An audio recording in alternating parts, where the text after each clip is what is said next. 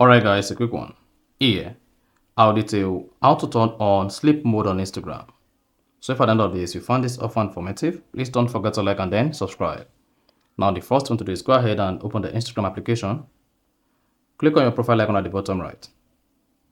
Locate and click on the menu icon at the top right. Now hang on, scroll down until you get to time management under how you use Instagram and click on that.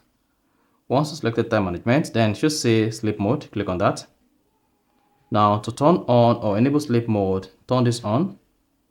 Then come to start timer end time. So set this to when you go to bed and then when you wake from bed.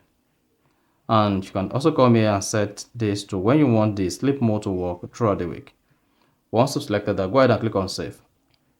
And then you are good. And if you hit the bell button, you should see sleep mode turned on throughout the week. So that's exactly how to turn on sleep mode on Instagram. So if you found this offer informative, please don't forget to like and then subscribe.